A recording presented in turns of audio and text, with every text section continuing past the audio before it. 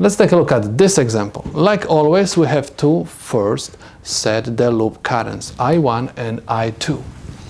So I have I1 in loop 1 and I2 in loop 2.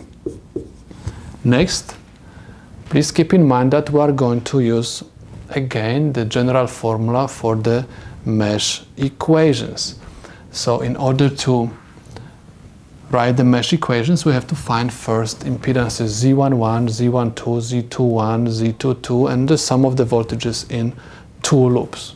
So Z11 is equal the sum of the impedances in loop 1, which is R plus ZL. R is equal 3 kilo ohms plus ZL 1.5 kilo ohms and angle of 90 degrees because we have inductor.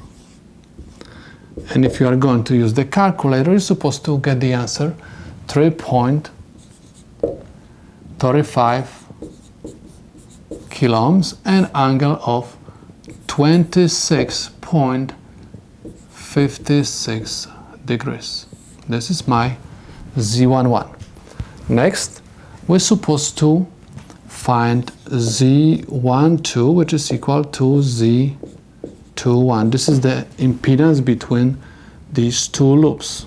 This is going to be my ZL because inductor is between loop 1 and loop 2. That's why this is equal to 1.5 kilo ohms and angle of 90 degrees. Next, I'm supposed to find Z22. Z22 is the sum of the impedances in loop 2. So this is going to be equal ZL plus Z sub C, these two impedances. ZL is 1.5 kilo ohms and angle of 90 degrees plus Z sub C, which is equal 2.5 kilo ohms and angle of negative 90 degrees. This is equal 1 kilo ohm and angle of negative 90 degrees.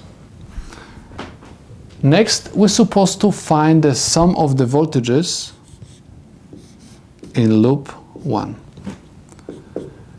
In order to find this value, we're supposed to look at the polarity of the voltage sources. We assume that the current goes from positive terminal to the negative, so this voltage source is going to push the current in this direction. Next, you're supposed to look at your loop current. If the loop current is going to against the current pushed by the voltage source, you're supposed to write a negative sign. So in this case, my voltage source pushes the current down and my loop current is going to go up, so they're going to against each other. That's why I'm going to write negative sign over here, and this is going to be equal negative V1, which is equal negative 20 volts. Next, I'm supposed to find the sum of the voltages in loop 2. Again, we have just one voltage source, and this voltage source is going to theoretically push the current up. Remember, we use the conventional current flow. And this current pushed by the voltage source is going to go in opposite direction to my loop current. That's why I'm going to write again negative sign, but in this case I'm going to have V2, which is equal negative 35 volts. Now I can say that I'm ready to write the mesh equations. First, we're supposed to look at the general formula and simply write I1, and instead of Z11, we're supposed to write the value of Z11, which is equal 3.35 35 kilo and angle of 26.56 degrees minus I2, and Z12 is equal the impedance of the inductor, and this is going to be 1.5 kilo and angle of 90 degrees. This is equal the sum of the voltages in loop 1, which was equal negative 20 volts. We have first mesh equation. Next we're supposed to find the second one. So we have negative, because I have negative sign in my formula, I1, and Z21, this is the impedance of the inductor, which is equal 1.5 kilo and angle of 90 degrees, plus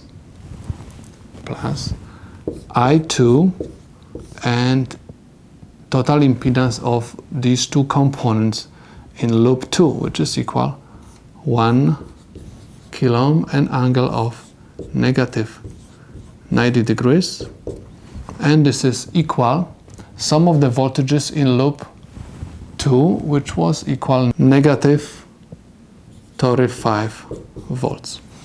Next, we can calculate delta. Delta is going to be equal, again I'm going to do everything step by step, determinant Z11 negative Z12, and I have negative Z21 and Z22. So this is going to be equal Z11 3.35 kilo and angle of 26.56 degrees, and we have negative Z21 is going to be negative 1.5 kilo and angle of 90 degrees. Negative Z12 is negative 1.5 kilo and angle of 90 degrees, and positive Z22, which is equal 1 kilo and angle of negative 90 degrees. Next, we're supposed to solve the determinant. This is going to be equal, we have 3.35 kilo and angle of 26.56 degrees times 1 kilo and angle of negative 90 degrees minus negative 1.5 kilo and angle of 90 degrees times negative 1.5 kilo and angle of 90 degrees. Plug in these numbers into the calculator and you're supposed to get the answer 4.79 mega ohm square and angle of negative 38.64 degrees. Okay, this is the value of my delta. Next, we're supposed to find NI1. This is the number which is going to help me find current I1. So I have NI1, and the first column of my delta I'm supposed to replace by the voltages. So that's why I'm going to write that the first column is replaced by the sum of the voltages in loop 1 and sum of the voltages in loop 2, and the second column from my delta is negative Z12 and positive Z22. Okay, so this is going to be equal, the sum of the voltages in loop 1 is negative 20 volts, and the sum of the voltages in loop 2 is equal negative 35 volts. Negative Z12 is negative 1.5 kilo, an angle of 90 degrees, and Z22 is positive 1 kilo ohm, an angle of negative 90 degrees. We're supposed to solve this determinant, and we are going to have negative 20 volts times 1 kilo ohm, an angle of negative 90 degrees, minus negative 1.5 kilo ohm, an angle of 90 degrees, times negative 35 volts. You're supposed to plug in these numbers into the calculator, and you're supposed to get the answer 32.5 kilovolt ohm and angle of negative 90 degrees. Okay, this is the value of and I1. If you want to find current I1, you're supposed to simply divide N I1 by delta, where N I1 we calculated is equal 32.5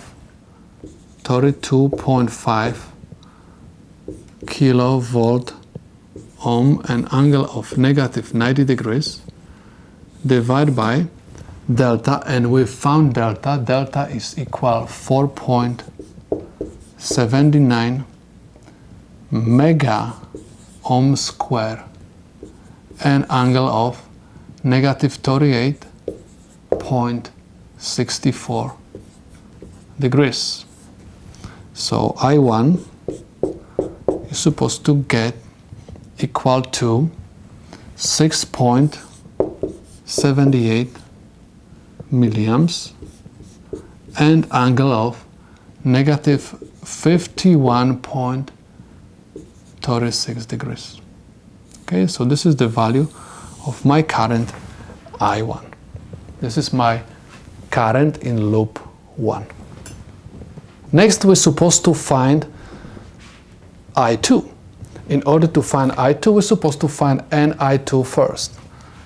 NI2 is equal determinant, and you're supposed to copy the first column from your delta, which is Z11 and negative Z21. Second column you're supposed to replace by the sum of the voltages in loop 1 and sum of the voltages in loop 2. Okay, let's plug in the numbers, and we have Z11 is equal 3.35 kilo and angle of 26.56 degrees, and negative Z21 is equal negative 1.5 kilo and angle of 90 degrees, and the sum of the voltages in loop 1, which is equal minus 20 volts, and sum of the voltages in loop 2 is equal negative 35 volts. We're supposed to solve this determinant, and we are going to have 3.35 kilo an angle of 26.56 degrees times negative 35 volts minus negative 20 volts and times negative 1.5 kilo an angle of 90 degrees. This is equal 133.39 kilovolt ohms and angle of negative 141.83 degrees. This is the value of my I2. Let me remind you, this is not the current I2 yet. In order to find current I2, you're supposed to simply divide NI2 by delta, which is equal NI2 133.39 kilovolt ohm and angle of negative 141.83 degrees divided by delta, and delta is equal 4.79 mega ohm square and angle of negative 38.64 degrees. If you are going to plug in these numbers into the calculator, I2 is going to be equal 27.84 milliamps and angle of negative 103.19 degrees. So this is the value of my current I2. This is my loop current I2. Next, we're supposed to find the current which will go through the inductor. We're supposed to find IL.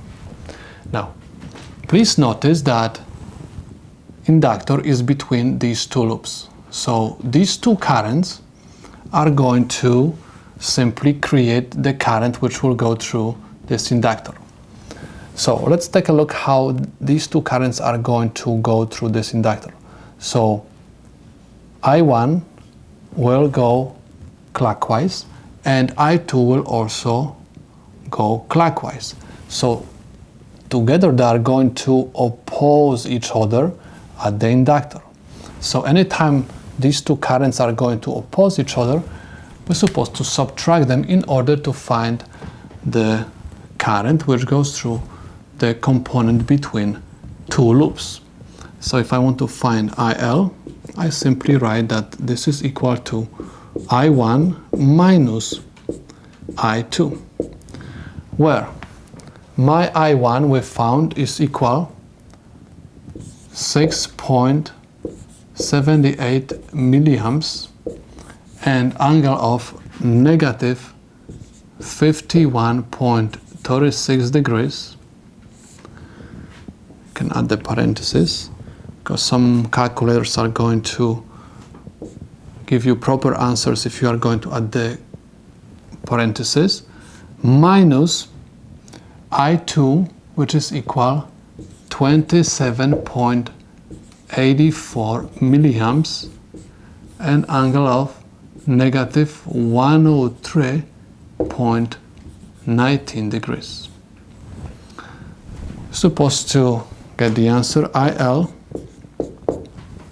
equals 24.24 milliamps and angle of 64.1 degree. This is the current which will go through my inductor. Next, we're supposed to find the voltage across that inductor. Because we have impedance of the inductor and we have current which goes through this inductor, we can use Ohm's law and calculate voltage across this inductor. VL is equal IL times ZL, where IL is equal 24.24 milliamps and angle of 64.1 degree times ZL 1.5 kilo and angle of 90 degrees, and this is equal 36.36 volts and angle of 154.1 degree. This is the voltage across inductor. Next, we're supposed to find voltage across the capacitor. Again, we are going to use Ohm's law, and please notice that the current which will go through the capacitor is nothing else just I2. That's why I'm going to use this current to find voltage across the capacitor. VC is equal I2 times Z sub C. Okay? Because I2 goes through this capacitor. I2 we found is equal 27.84 milliamps and angle of negative 103.19 degrees times Z sub C, which is equal 2.5 kilo. 2.5 kilo and angle of negative 90 degrees. And if you are going to plug in these numbers into the calculator, you're supposed to get the value of 69.6 volts and angle of 166.81 degrees. This is voltage across the capacitor. Next, we're supposed to find the power, okay, at my resistance. We have current which goes through this resistor, and we have resistance of this resistor. That's why I'm going to use the formula for power. Power is equal, just put R over here, power of the resistance is equal I squared times R. But in this case, this is going to be my I1, because current I1 goes through resistor R. I1, we have 6.78 milliamps, and I'm going to use the value without the angle, square times R, which is equal 3 kilohms. This is equal 137.9 milliwatts. This is the power at my resistor. Next, I'm supposed to find the reactive power at the inductor, QL. Please notice that I'm supposed to use the current which goes through the inductor. We found that IL is equal 24.24 milliamps. I'm supposed to use this value. So I have IL squared times ZL. Okay, if you calculate the power, don't add the angles. So we have IL squared, which is equal 24.24 milliamps square times ZL, and ZL is equal 1.5 kiloohms, and this is equal 881.36 millivars. Next, we're supposed to find the reactive power at the capacitor. So, what we're supposed to do? Just write the formula. QC is equal IC squared times Z sub C. Again, I have to use the formula for power with the current, because I have current which go through the capacitor, and I have the impedance of the capacitor. The current which will go through the capacitor is I2. That's why I'm going to write that my IC is equal simply I2. I2 is equal 27.84 milliamps to the second power times Z sub C, which is equal 2.5 kiloohms, and QC is equal 1.93 vars, V-A-R. Okay, so I can say that problem is solved.